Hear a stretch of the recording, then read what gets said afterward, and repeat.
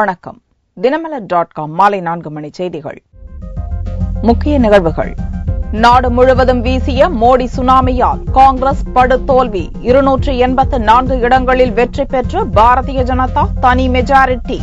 தமிழகத்தில் 37 தொகுதிகளில் அதிமுக அமோக வெற்றி. திமுக, காங்கிரஸ், தேமுதிக, கம்யூனிஸ்டுகள் போட்டியிட்ட அனைத்து தொகுதியிலும் படுதோல்வி. 21ஆம் தேதி பிரதமராக பதவியேற்கிறார் நரேந்திர மோடி. புதிய அரசு குறித்து சனிக்கிழமையன்று பாரதிய ஜனதா ஆட்சி மன்ற குழு ஆலோசனை. விரிவான செய்திகள். லோக்சபா தேர்தலில் பாரதிய ஜனதா தலைமையிலான தேசிய ஜனநாயக கூட்டணி 340 தொகுதிகளில் அமோக வெற்றி பெற்றுள்ளது. பாரதிய ஜனதா 284 தொகுதிகளில் வெற்றி பெற்று தனி மெஜாரிட்டியை பெற்றுள்ளது. 16வது லோக்சபாவுக்கான தேர்தல் 543 தொகுதிகளில் 9 கட்டங்களாக நடந்தது. வெள்ளியன்று நாடு முழுவதும் 989 மையங்களில் ஓட்டு எண்ணிக்கை நடந்தது. ஆரம்பம் முதலே முன்னிலை பெற துவங்கிய பாரதிய ஜனதா தலைமையிலான தேசிய ஜனநாயக கூட்டணி 339 தொகுதிகளில் வெற்றி வாகை சூடியுள்ளது. ஆட்சி அமைக்க 272 இடங்கள் தேவை என்ற நிலையில் பாரதிய ஜனதா கட்சி 284 தொகுதிகளில் வெற்றி பெற்று தனி மெஜாரிட்டியை பெற்றுள்ளது. 1984ஆம் ஆண்டுக்கு பின் கூட்டணி கட்சிகளின் துணையின்றி தனி ஒரு கட்சியாக பாரதிய ஜனதா மெஜாரிட்டி பலத்துடன் ஆட்சி அமைக்க உள்ளது. பாரதிய ஜனதாவின் கூட்டணி கட்சிகளான தெலுங்கு தேசம் கட்சி 15 தொகுதிகளிலும், சிவசேனா கட்சி 19 தொகுதிகளிலும், ராம்விலாஸ் பாஸ்வானின் லோக் ஜன்சக்தி கட்சி 6 தொகுதிகளிலும், ஷிரோன்மணி அகாலி தளம் 4 தொகுதிகளிலும் வெற்றி பெற்றன. பாரதிய ஜனதா கூட்டணியில் இடம்பெற்றுள்ள பாமக ஒரு தொகுதியில் வெற்றி பெற்றுள்ளது. காங்கிரஸ் கூட்டணி இத்தேர்தலில் வரலாறு காணாத படுதோல்வியை தழுவியுள்ளது. கடந்த முறை 206 தொகுதிகளில் வெற்றி பெற்ற காங்கிரஸ் இந்த முறை வெறும் 44 தொகுதிகளை மட்டுமே கைப்பற்ற முடிந்தது. சரத்பவாரின் தேசியவாத காங்கிரஸ் கட்சி 5 தொகுதிகளிலும், லாலு பிரசாத் யாதவின் ராஷ்டிரிய ஜனதா தளம் 5 தொகுதிகளிலும், இந்திய யூனியன் முஸ்லீம் லீக் 2 தொகுதிகளிலும் வெற்றி பெற்றுள்ளன. காங்கிரஸ் கூட்டணியில் உள்ள தேசிய மாநாட்டு கட்சி உள்ளிட்ட பல கட்சிகள் எல்லா தொகுதிகளிலும் தோல்வியை தழுவியுள்ளன. தமிழகத்தில் செல்வாக்குள்ள அதிமுகவும், மேற்கு வங்கத்தில் பலம் பெற்றுள்ள திரிணாமுல் காங்கிரஸ் கட்சியும் இத்தேர்தலில் அமோக வெற்றி பெற்றுள்ளன. அதிமுக 37 இடங்களை கைப்பற்றி காங்கிரசுக்கு அடுத்தபடியாக 3வது தனிப்பெரும் கட்சியாக பலம் பெற்றுள்ளது. மம்தாவின் திரிணாமுல் காங்கிரஸ் 34 இடங்களில் வெற்றி பெற்று அதற்கு அடுத்த இடத்தை பிடித்துள்ளது. சனிக்கிழமை நடக்கும் பாரதிய ஜனதா மேல்மட்ட கூட்டத்தை தொடர்ந்து எம்பிக்கள் கூட்டத்தில் பிரதமராக தேர்வு செய்யப்படவுள்ள மோடி மே 21ஆம் தேதி பதவியேற்பார் என்று எதிர்பார்க்கப்படுகிறது. நடந்து முடிந்த லோக்சபா தேர்தலில் பாரதிய ஜனதாவுக்கு முழு மெஜாரிட்டி கிடைத்துள்ள நிலையில் சனி அன்று பாரதிய ஜனதாவின் ஆட்சி மன்ற குழு கூட்டம் டெல்லியில் கூடுகிறது. அதைத் தொடர்ந்து கட்சியின் புதிய எம்பிக்கள் கூட்டம் கூடி நரேந்திர மோடியை பிரதமராக தேர்ந்தெடுக்க உள்ளனர். மே 21ஆம் தேதியன்று நாட்டின் 15வது பிரதமராக நரேந்திர மோடி பதவியேற்றுக் கொள்ளவிருப்பதாக நம்பகமான தகவல்கள் கூறுகின்றன. பாரதிய ஜனதா ஆட்சி மன்ற குழு கூட்டத்தில் கூட்டணி கட்சிகளுக்கு ஒதுக்கப்படவுள்ள அமைச்சரவை இடங்கள் மட்டுமின்றி பாரதிய ஜனதா தலைவர்களுக்கு அளிக்கப்படவுள்ள துறைகள் குறித்தும் விவாதிக்கப்பட உள்ளது. சிறிய அளவிலான அமைச்சரவையையே மோடி விரும்பினாலும் அனைத்து தரப்பினரின் எதிர்பார்ப்பையும் பூர்த்தி செய்ய வேண்டியிருப்பதால் மூத்த தலைவர்களில் பெரும்பாலானோருக்கு துறைகள் ஒதுக்கப்படும் என்று எதிர்பார்க்கப்படுகிறது. தொடர்ந்து ஆட்சியை தக்க வைக்கும் முயற்சியில் முக்கிய தலைவர்கள் கட்சி பொறுப்புகளில் ஈடுபடுத்தவும் திட்டமிடப்பட்டுள்ளது. सेंट्रल पार्लियामेंट्री बोर्ड की बैठक हो जाने के बाद हम यह तय करेंगे कि कब हम मुझे पार्लियामेंट्री पार्टी की बैठक बुलानी और एक नेता के इलेक्शन की जो औपचारिकता होती है उसे पूरा करने का यह सब काम कब करेंगे। फिर उसके बाद सभी के साथ मिल बैठकर बातचीत करके परस्पर जितने भी हमारे सीनियर लीडर हैं पार्टी के उनके साथ बैठकर सबकी जिम्मेदारी के बारे में हम लोग फैसला करेंगे। जो भी करेंगे आम सहमत के आधार पर करेंगे। அதேபோல தேர்தலுக்கு முந்தைய கூட்டணியில் இடம்பெற்றுள்ள கட்சிகளுக்கு அமைச்சரவையின் பிரதிநிதித்துவம் அளிக்க மோடி விரும்புகிறார். இதை பாரதிய ஜனதா தலைவர்களும் ஏற்றுக் கொண்டுள்ளனர். நடந்து முடிந்த லோக்சபா தேர்தலில் சாதனை மேல் சாதனை படைத்து நாட்டின் 15வது பிரதமராக பொறுப்பேற்கவுள்ள மோடி தனது தாயிடம் ஆசி பெற்றார். லோக்சபா தேர்தல் ஓட்டு எண்ணிக்கையில் பாரதிய ஜனதா ஆட்சியை பிடிப்பது உறுதியான நிலையில் குஜராத் மாநிலம் காந்தி நகரில் வசிக்கும் தனது தாய் ஹீராபெண்ணை சந்தித்து மோடி ஆசி பெற்றார். பாரதிய ஜனதா அமோக வெற்றி பெற்றதை தொடர்ந்து நாட்டின் 15வது பிரதமராக பொறுப்பேற்கவுள்ள நரேந்திர மோடிக்கு பிரதமர் மன்மோகன் சிங், பாரதிய ஜனதா தலைவர் ராஜ்நாத் சிங், மூத்த தலைவர் அத்வானி உள்ளிட்டோர் வாழ்த்து தெரிவித்தனர். தேர்தல் முடிவு குறித்து டுவிட்டரில் கருத்து கூறியுள்ள மோடி, இது இந்தியாவின் வெற்றி என்றும் இனி வரும் நாட்கள் நாட்டுக்கு நாட்டுக்கு நல்லதாக இருக்கும் என்றும் கூறியிருக்கிறார். இதைத் தொடர்ந்து மோடிக்கு பல்வேறு தலைவர்களிடமிருந்தும் வாழ்த்துக்கள் குவிந்தன. பாரதிய ஜனதா கூட்டணி அமோக வெற்றி பெற்றதைத் தொடர்ந்து நாடு முழுவதும் வெற்றி கொண்டாட்டம் களை கட்ட துவங்கியுள்ளது. டெல்லி அசோகா சாலையில் உள்ள பாரதிய ஜனதா தலைமையகம் மற்றும் மோடியின் சொந்த மாநிலமான குஜராத்தில் இனிப்புகளை வழங்கியும் பட்டாசுகளை வெடித்தும் பாரதிய ஜனதா தொண்டர்கள் கொண்டாடினர். வடோதரா தொகுதியில் 5,70,128 ஓட்டு வித்தியாசத்தில் சாதனை வெற்றி பெற்றுள்ளார் மோடி. 2004ஆம் ஆண்டு லோக்சபா தேர்தலில் மேற்கு வங்கத்தின் அரம்பாக் தொகுதியில் 5,92,502 ஓட்டு வித்தியாசத்தில் மார்க்சிஸ்ட் கம்யூனிஸ்டின் அனில் பாசு வெற்றி பெற்றார். அவருக்கு அடுத்தபடியாக அதிக ஓட்டு வித்தியாசத்தில் வெற்றி பெற்ற பெருமை மோடிக்கு கிடைத்துள்ளது. தமிழகத்தில் மொத்தமுள்ள 39 தொகுதிகளில் 37 இடங்களை கைப்பற்றி அதிமுக அமோக வெற்றி பெற்றுள்ளது. தர்மபுரியில் பாமக வேட்பாளர் அன்புமணியும், கன்னியாகுமரியில் பாரதிய ஜனதா மாநில தலைவர் பொன் ராதாகிருஷ்ணனும் முன்னிலை பெற்றுள்ளனர். தமிழகம் மற்றும் புதுச்சேரியில் நடந்து முடிந்த லோக்சபா தேர்தலில் 40 தொகுதிகளிலும் அதிமுக தனித்து போட்டியிட்டது. தமிழகத்தில் கன்னியாகுமரி மற்றும் தருமபுரி தவிர மற்ற அனைத்து தொகுதிகளிலும் அக்கட்சி அமோக வெற்றி பெற்றுள்ளது. தமிழகத்தில் அதிமுக அரசின் 4வது ஆண்டு துவக்க நாளில் அக்கட்சிக்கு 37 இடங்களில் கிடைத்துள்ள வெற்றி கட்சியினரை உற்சாக வெள்ளத்தில் மூழ்கடித்துள்ளது. அதிமுக கூட்டணியிலிருந்து கடைசி நேரத்தில் வெளியேறி தலா 10 தொகுதிகளில் போட்டியிட்ட மார்க்சிஸ்ட் கம்யூனிஸ்ட் மற்றும் இந்திய கம்யூனிஸ்ட் வேட்பாளர்கள் 5வது இடத்துக்கு தள்ளப்பட்டு படுதோல்வியை சந்தித்துள்ளனர். தர்மபுரியில் பாரதிய ஜனதா கூட்டணியில் போட்டியிட்ட பாமக வேட்பாளர் அன்புமணி அதிமுக வேட்பாளர் மோகனை விட 1,00,000க்கும் அதிகமான ஓட்டுகள் அதிகம் பெற்று முன்னிலையில் உள்ளார். கன்னியாகுமரியில் பாரதிய ஜனதா வேட்பாளர் பொன் ராதாகிருஷ்ணன் 70,000 ஓட்டு வித்தியாசத்தில் முன்னிலையில் உள்ளார். 2வது இடத்தை காங்கிரஸ் வேட்பாளர் வசந்தகுமார் பெற்றுள்ளார். பாரதிய ஜனதா கூட்டணியில் விருதுநகரில் போட்டியிட்ட வைகோ 3வது இடத்துக்கு தள்ளப்பட்டார். பாரதிய ஜனதா கூட்டணியில் தேமுதிக போட்டியிட்ட 14 இடங்களிலும் தோல்வியடைந்து 3வது மற்றும் 4வது இடத்துக்கு தள்ளப்பட்டுள்ளது. இத்தேர்தலில் திமுக கூட்டணியில் விடுதலை சிறுத்தைகள், புதிய தமிழகம், மனிதநேய மக்கள் கட்சி, முஸ்லீம் லீக் கட்சிகள் ஆகியவை இடம்பெற்றிருந்தன. இந்த கூட்டணி போட்டியிட்ட அனைத்து இடங்களிலும் தோல்வியடைந்தது. புதிய தமிழகம் தலைவர் கிருஷ்ணசாமி தென்காசியிலும், விடுதலை சிறுத்தைகள் தலைவர் திருமாவளவன் சிதம்பரம் தொகுதியிலும் தோல்வியடைந்துள்ளனர். திமுக முன்னாள் மத்திய அமைச்சர்கள் ராசா, தயாநிதி, ஆர் பாலு, கே.எஸ். இளங்கோவன் உள்ளிட்ட அனைத்து மூத்த தலைவர்களும் இத்தேர்தலில் தோல்வியடைந்தனர். நீலகிரி தொகுதியில் முன்னாள் தொலைத்தொடர்புத்துறை மத்திய அமைச்சர் ராசா 1,04,000 ஓட்டு வித்தியாசத்தில் தோல்வியடைந்தார். திமுக வேட்பாளர் ஆர் பாலு 1,44,000 ஓட்டு வித்தியாசத்தில் தோல்வியடைந்தார். ராசா போட்டியிட்ட நீலகிரி தொகுதியில் 60,000 பேரும், தயாநிதி போட்டியிட்ட மத்திய சென்னை தொகுதியில் 21,000 பேரும் யாருக்கும் ஓட்டளிக்க விரும்பாமல் நோட்டாவுக்கு ஓட்டளித்துள்ளனர். மத்திய அமைச்சர் சிதம்பரத்தின் மகன் கார்த்தி சிவகங்கை தொகுதியில் 4வது இடத்துக்கு தள்ளப்பட்டு படுதோல்வி அடைந்தார். மயிலாடுதுறையில் முன்னாள் மத்திய அமைச்சர் மணிசங்கர் ஐயர் 50,000 ஓட்டுகள் மட்டுமே பெற்று 4வது இடத்துக்கு தள்ளப்பட்டார். இதேபோல திருப்பூர் தொகுதியில் தமிழக காங்கிரஸ் முன்னாள் தலைவர் கே.எஸ். இளங்கோவனும் 35,000 ஓட்டுகளுடன் 4வது இடத்துக்கு தள்ளப்பட்டார். புதுச்சேரியில் காங்கிரஸ் வேட்பாளரும் மத்திய அமைச்சருமான நாராயணசாமியை விட என்ஆர் காங்கிரஸ் வேட்பாளர் ராதாகிருஷ்ணன் 60,000 ஓட்டு வித்தியாசத்தில் வெற்றி பெற்றுள்ளார். தேமுதிகவிலிருந்து விலகிய பன்ருட்டி ராமச்சந்திரன் தனது எம்எல்ஏ பதவியை ராஜினாமா செய்ததை அடுத்து ஆலந்தூர் தொகுதியில் காலியிடம் ஏற்பட்டது. லோக்சபா பொதுத் தேர்தலுடன் ஆலந்தூர் சட்டசபை தொகுதிக்கும் சேர்த்து இடைத்தேர்தல் நடந்தது. இதில் அதிமுக வேட்பாளர் வெங்கட்ராமன் 19,000 ஓட்டு வித்தியாசத்தில் வெற்றி பெற்றார். திமுக வேட்பாளர் ஆலந்தூர் எஸ். பாரதி 70,000 ஓட்டுகள் பெற்று 2ஆம் இடத்தை பெற்றார். தேமுதிக வேட்பாளர் எம். காமராஜ் 3வது இடத்துக்கு தள்ளப்பட்டார்.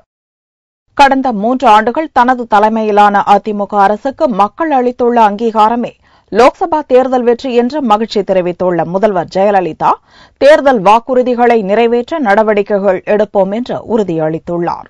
லோக்சபா தேர்தலில் அதிமுக அமோக வெற்றி பெற்றுள்ளதை அடுத்து சென்னை போயஸ் தோட்ட இல்லத்தில் செய்தியாளர்களை சந்தித்த தமிழக முதல்வரும் அதிமுக பொதுச் செயலாளருமான ஜெயலலிதா, இந்த வெற்றி கடந்த 3 ஆண்டுகளில் அதிமுக ஆட்சிக்கு கிடைத்துள்ள மக்களின் அங்கீகாரம் என்று பெருமிதம் தெரிவித்தார். தேர்தலின் போது அதிமுக வெளியிட்ட தேர்தல் அறிக்கையில் இடம்பெற்ற வாக்குறுதிகளை நிறைவேற்ற நடவடிக்கைகள் மேற்கொள்ளப்படும் என்றும் ஜெயலலிதா உறுதி கூறினார்.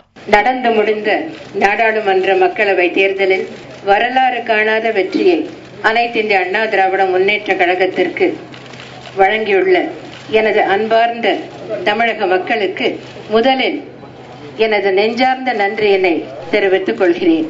தமிழக மக்கள் என் மீதும் நான் தலைமையேற்றிருக்கும் அனைத்து இந்திய அண்ணா திராவிட முன்னேற்ற கழகத்தின் மீதும் முழுமையான நம்பிக்கையை வைத்துள்ளார்கள் என்பதனை இந்த தேர்தல் முடிவுகள் உலகிற்கே எடுத்துக்காட்டியுள்ளன.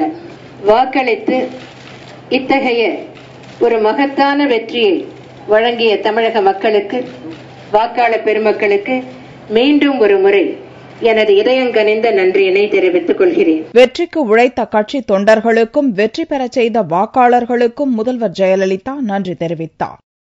மக்களுக்கு மகிழ்ச்சி என்றால் எங்களுக்கும் மகிழ்ச்சிதான் என்ற லோக்சபா தேர்தல் தோல்வி குறித்து திமுக பொருளாளர் ஸ்டாலின் கருத்து தெரிவித்துள்ளார். திமுகவின் தோல்வி குறித்து அக்கட்சியின் பொருளாளர் ஸ்டாலினிடம் செய்தியாளர்கள் கருத்து கேட்டபோது மக்களுக்கு மகிழ்ச்சி என்றால் எங்களுக்கும் மகிழ்ச்சிதான் என்று பதிலளித்தார். மக்களுக்கு மகிழ்ச்சி என்றால் எங்களுக்கு மகிழ்ச்சி என்று சொல்லியிருக்கிறேன். எனவே அதற்கு பிறகு இதை பற்றி விவாதிப்பதற்கு அவசியம். நடந்து முடிந்த லோக்சபா தேர்தலில் திமுகவை வழிநடத்தி சென்றவர் ஸ்டாலின் என்று கூறப்பட்டு வந்த நிலையில் தேர்தல் தோல்வி அக்கட்சியில் சலசலப்பை ஏற்படுத்தியுள்ளது. தமிழகத்தில் லோக்சபா தேர்தல் வெற்றியை அதிமுகவினர் உற்சாகமாக கொண்டாடி மகிழ்ந்தனர்.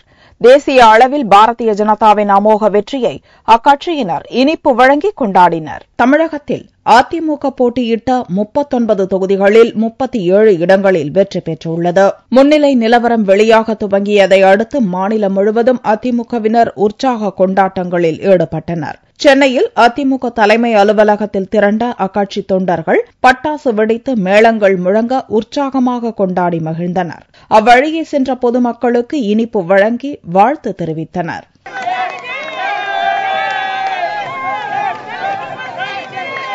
ஆரம்பம் முதலே திமுக எந்த ஒரு தொகுதியிலும் முன்னிலை வகிக்காததை தொடர்ந்து அக்கட்சியின் தலைமை அலுவலகமான அறிவாலயத்தில் காலையில் கூடிய தொண்டர்கள் உடனடியாக கலைந்துவிட்டனர். அங்கு தொண்டர்கள் கூட்டமின்றி வெறிச்சோடி காணப்பட்டது. பாரதிய ஜனதா கூட்டணியில் இடம்பெற்றுள்ள தேமுதிகவும் இத்தேர்தலில் ஒரு தொகுதியில் கூட வெற்றி பெற முடியவில்லை. தேர்தல் முடிவுகளின் போக்கு உணர்ந்து அக்கட்சியினர் தலைமை அலுவலகத்துக்கு வருவதை தவிர்த்துவிட்டதால் அங்கும் ஆள் நடமாட்டத்தை பார்க்க முடியவில்லை. இதேபோல காங்கிரஸ் தலைமை அலுவலகமான சத்தியமூர்த்தி பவனிலும் கட்சியினர் நடமாட்டம் இன்றி வெறிச்சோடி கிடந்தது. லோக்சபா தேர்தலில் 7 மாநிலங்களில் அனைத்து தொகுதிகளிலும் பாரதிய ஜனதா வெற்றி பெற்றுள்ளது. அதே நேரம் பார்லிமென்டில் முக்கிய கட்சிகளாக இருந்து வந்த திமுக மற்றும் பகுஜன் சமாஜ் கட்சிகள் ஒரு இடத்தில் கூட வெற்றி பெற முடியாமல் படுதோல்வியை தழுவியுள்ளன.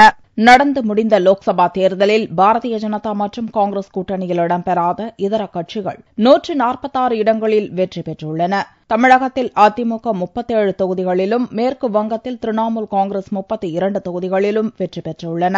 ஒடிசாவில் பிஜு ஜனதா தளம் 17 இடங்களிலும், ஆந்திராவிலிருந்து பிரிந்த தெலங்கானாவில் தெலங்கானா ராஷ்டிரிய சமிதி 11 தொகுதிகளிலும், ஆந்திராவின் சீமாந்திராவில் ஒய்எஸ்ஆர் காங்கிரஸ் கட்சி 9 தொகுதிகளிலும் வெற்றி பெற்றுள்ளன. மார்க்சிஸ்ட் கட்சி 8 தொகுதிகளிலும், இந்திய கம்யூனிஸ்ட் 1 தொகுதியிலும் வெற்றி பெற்றுள்ளன. மிகவும் எதிர்பார்க்கப்பட்ட முலாயம் சிங் யாதவின் சமாஜ்வாடி கட்சி 6 தொகுதிகளிலும், ஆம் ஆத்மி கட்சி 5 இடங்களிலும் மட்டுமே வெற்றி பெற முடிந்துள்ளது. மோடியை எதிர்த்து போர்க்கொடி உயர்த்தி பாரதிய ஜனதா கூட்டணியிலிருந்து வெளியேறிய ஐக்கிய ஜனதா தளம் 3 இடங்களில் மட்டுமே வெற்றி பெற முடிந்துள்ளது. காஷ்மீரின் மக்கள் ஜனநாயக கட்சி 3 இடங்களிலும், மதச்சார்பற்ற ஜனதா தளம் 2 இடங்களிலும் வெற்றி பெற்றுள்ளன. உத்தரப்பிரதேசத்தில் கடந்த முறை 22 தொகுதிகளில் வெற்றி பெற்றிருந்த மாயாவதியின் பகுஜன் சமாஜ் கட்சி ஒரு இடத்தில் கூட வெற்றி பெறவில்லை. அதேபோல தமிழகத்தில் கடந்த முறை 18 இடங்களில் வெற்றி பெற்றிருந்த திமுகவும் இம்முறை ஒரு தொகுதியில் கூட வெற்றி பெற முடியவில்லை. 26 தொகுதிகளை கொண்ட குஜராத், 7 தொகுதிகளை கொண்ட டெல்லி, 25 தொகுதிகளை கொண்ட ராஜஸ்தான், 5 தொகுதிகளை கொண்ட உத்தரகாண்ட், 4 தொகுதிகளை கொண்ட ஹிமாச்சல் பிரதேசம், 2 தொகுதிகளை கொண்ட கோவா ஆகிய மாநிலங்களில் பாரதிய ஜனதா கட்சி எல்லா தொகுதிகளிலும் வெற்றி பெற்று 100க்கு 100 சாதனையை படைத்துள்ளது. மோடி போட்டியிட்ட வாரணாசி, வடோதரா ஆகிய 2 தொகுதிகளிலும் அமோக வெற்றி பெற்றுள்ளார். சோனியா, ராகுல், அத்வானி, சுஷ்மா ஆகியோரும் வெற்றி பெற்றுள்ளனர். பாரதிய ஜனதா பிரதமர் வேட்பாளர் நரேந்திர மோடி குஜராத் மாநிலம் வடோதராவிலும் உத்தரப்பிரதேச மாநிலம் வாரணாசி தொகுதியிலும் போட்டியிட்டார். இந்த இரு தொகுதிகளிலும் அவர் அமோக வெற்றி பெற்றுள்ளார். வடோதரா தொகுதியில் காங்கிரஸ் வேட்பாளர் மதுசூதன் மிஸ்ட்ரியை 5,70,000க்கும் அதிகமான ஓட்டு வித்தியாசத்தில் வீழ்த்திய மோடி வாரணாசியில் ஆம் ஆத்மி கட்சி ஒருங்கிணைப்பாளர் அரவிந்த் கெஜ்ரிவாலை விட 2,81,053 ஓட்டுகள் அதிகம் பெற்று வெற்றி பெற்றார். காங்கிரஸ் தலைவர் சோனியா உத்தரப்பிரதேச மாநிலம் ரேபரேலி தொகுதியிலும் அமேதி தொகுதியில் ராகுலும் வெற்றி பெற்றுள்ளனர். பாரதிய ஜனதா மூத்த தலைவர் அத்வானி குஜராத் மாநிலம் காந்தி நகர் தொகுதியிலும் மத்திய பிரதேசத்தின் விதிஷா தொகுதியில் சுஷ்மா ஸ்வராஜும் வெற்றி வாகை சூடியுள்ளனர். பாரதிய ஜனதா தலைவர் ராஜ்நாத் சிங் லக்னோவிலும் முரளி மனோகர் ஜோஷி கான்பூரிலும் வெற்றி பெற்றனர். அதேபோல பாரதிய ஜனதா மூத்த தலைவர் மேனகா காந்தி பிலிபித் தொகுதியிலும் அவரது மகன் வருண் சுல்தான்பூரிலும் வாகை சூடியுள்ளனர். அதே நேரத்தில் அமிர்தசரஸ் தொகுதியில் பாரதிய ஜனதா சார்பில் போட்டியிட்ட மூத்த தலைவர் அருண் ஜேட்லி காங்கிரஸ் வேட்பாளர் அமரிந்தர் சிங்கிடம் தோற்றார். காங்கிரஸ் மூத்த தலைவர்களான சபாநாயகர் மீரா குமார், சுஷில்குமார் ஷிண்டே, சச்சின் பைலட், கபில் சிபல், சல்மான் குர்ஷித், அஜய் மாக்கன், பல்லம் ராஜு, முகுல் வாஸ்னிக், பவன்குமார் பன்சால், ஸ்ரீபிரகாஷ் ஜெய்ஸ்வால், ப. சிதம்பரத்தின் மகன் கார்த்தி உள்ளிட்ட காங்கிரஸ் வேட்பாளர்கள் பலரும் படுதோல்வியை தழுவியுள்ளனர். சமாஜ்வாடி கட்சி தலைவர் முலாயம் சிங் அசம்கார் தொகுதியிலும் மதுரா தொகுதியில் பாரதிய ஜனதா வேட்பாளர் ஹேமமாலினி, முன்னாள் ராணுவ தளபதி VK சிங் காசியாபாத் தொகுதியில் பாரதிய ஜனதா வேட்பாளராக போட்டியிட்டு வெற்றி பெற்றுள்ளார். சீமாந்திரா சட்டசபை தேர்தலில் தெலுங்கு தேசம் கட்சியும், தெலங்கானா சட்டசபை தேர்தலில் தெலங்கானா ராஷ்டிரிய சமிதி கட்சியும் வெற்றி பெற்றுள்ளன. நடந்து முடிந்த லோக்சபா தேர்தலுடன் சேர்த்து ஆந்திராவில் பிரிக்கப்பட்டு புதிதாக உருவாக்கப்பட்டுள்ள சீமாந்திரா மற்றும் தெலங்கானா மாநிலங்களிலும் ஒடிசா, அருணாச்சல பிரதேச மாநிலங்களிலும் சட்டசபை பொதுத் தேர்தலும் நடந்தது. அதன் முடிவுகளும் வெள்ளியன்று அறிவிக்கப்பட்டன. 175 சட்டசபை தொகுதிகளை கொண்ட சீமாந்திராவில் 90க்கும் அதிகமான தொகுதிகளில் தெலுங்கு தேசம் மற்றும் பாரதிய ஜனதா கூட்டணி வெற்றி பெற்றுள்ளது. சந்திரபாபு நாயுடு சீமாந்திரா மாநிலத்தின் முதல்வராக பொறுப்பேற்கிறார். ஜெகன்மோகன் ரெட்டி தலைமையிலான OSR காங்கிரஸ் கட்சி 56 தொகுதிகளில் மட்டுமே வெற்றி பெற்று எதிர்க்கட்சி அந்தஸ்தை பெற்றுள்ளது. ஆந்திர பிரிவினையால் காங்கிரஸ் கட்சி வெறும் 2 தொகுதிகளில் மட்டுமே வெற்றி பெற்று ஆட்சியை பறிகொடுத்துள்ளது. 119 சட்டசபை தொகுதிகளை கொண்ட தெலங்கானா மாநிலத்தில் தெலங்கானா ராஷ்டிரிய சமிதி கட்சி 61 தொகுதிகளில் வெற்றி பெற்றுள்ளது. இதன் மூலம் தெலங்கானா மாநிலத்தின் முதலாவது முதல்வராக தெலங்கானா ராஷ்டிரிய சமிதி கட்சி தலைவர் சந்திரசேகர ராவ் பதவியேற்க உள்ளார். காங்கிரஸ் கட்சி 18 தொகுதிகளிலும், தெலுங்கு தேசம், பாரதிய ஜனதா கூட்டணி 20க்கும் மேற்பட்ட இடங்களிலும் வெற்றி பெற்றுள்ளது. 147 தொகுதிகளை கொண்ட ஒடிசாவில் ஆளும் கட்சியான பிஜு ஜனதா தளம் 109 தொகுதிகளில் அமோக வெற்றி பெற்றுள்ளது. இதன் மூலம் மீண்டும் ஆட்சியை தக்க வைத்துக் கொண்டுள்ளார் நவீன் பட்நாயக். இம்மாநிலத்தில் காங்கிரஸ் 19 தொகுதிகளிலும், பாரதிய ஜனதா கட்சி 11 தொகுதிகளிலும், இதர கட்சிகள் 8 தொகுதிகளிலும் வெற்றி பெற்றுள்ளன. 60 சட்டசபை தொகுதிகளை கொண்ட அருணாச்சல பிரதேசத்தில் காங்கிரஸ் அதிக இடங்களில் வெற்றி பெற்று ஆட்சியை தக்க வைத்துள்ளது. 32 தொகுதிகளை கொண்ட சிக்கிம் மாநிலத்தில் ஆளும் சிக்கிம் ஜனநாயக முன்னணி 20 இடங்களில் வெற்றி பெற்று மீண்டும் ஆட்சியை தக்க வைத்துள்ளது. தங்கத்தின் விலையில் வெள்ளிக்கிழமையன்று சவரனுக்கு அதிரடியாக 280 ரூபாய் குறைந்திருந்தது. ஒரு சவரன் தங்கம் 22,072 ரூபாய்க்கு விற்பனையானது. 1 கிராம் ஆபரண தங்கம் 2,759 ரூபாயாக இருந்தது. வெள்ளி கிராமுக்கு 1 ரூபாய் குறைந்து 1 கிராம் 44 ரூபாய் 10 காசுகளுக்கு விற்பனையானது. பார்வெள்ளியின் விலை 41,175 ரூபாயாக இருந்தது. மீண்டும் செய்திகள் இந்திய நேரப்படி இரவு 8 மணிக்கு. வணக்கம்.